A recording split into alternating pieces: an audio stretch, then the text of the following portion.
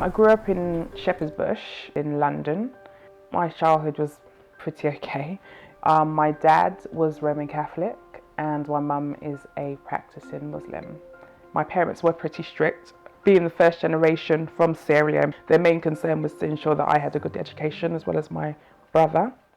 My dad died very suddenly when I was 14. Maybe about 6 or 7 months after my dad died, I told my mum that I'd been sexually abused by a family member for quite a number of years. After I told her, she probably went and spoke to someone she was close to, and they probably just said, you know, we need to do this now because she could potentially become very overly sexually active and then there'll be lots of problems. So I feel that that was probably what was going in her mind as she was thinking, well, how can I protect my daughter? I was told that I was going to be part of a women's society. For some reason, I was just not overly excited about it at all. Bunch of women sitting around talking, learning how to cook. Ugh. We went to Sierra Leone during the Easter holidays to my mum's hometown.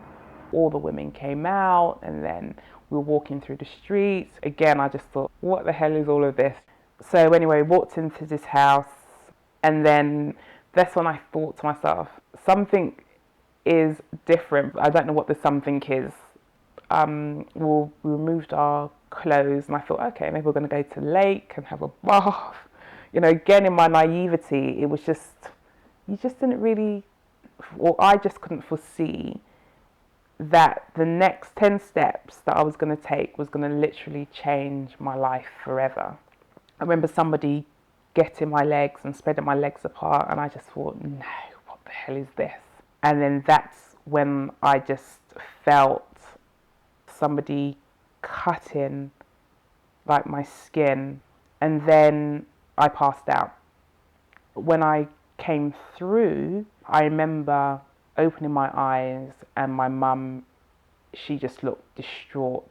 From what I could piece together, I think my experience was so bad and I bled so much that they didn't actually think I was going to make it. So there was an element of this young girl could actually die.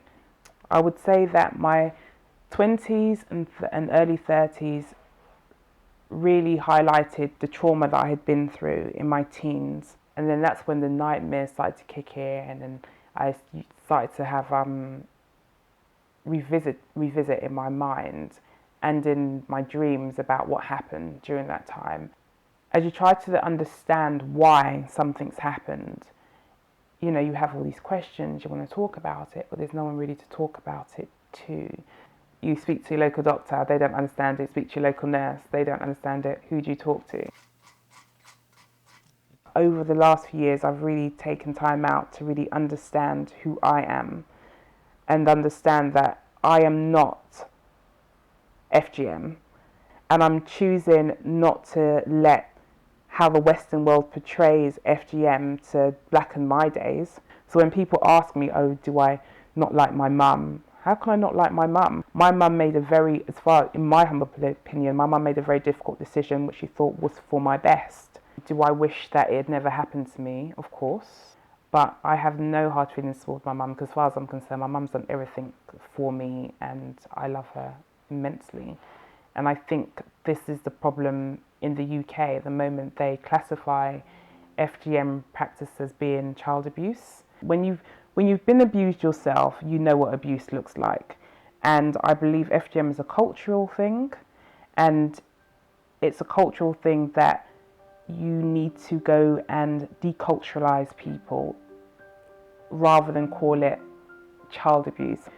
Feeling like I was this mutilated individual living in the UK was just not the way forward for me. It's not who I am.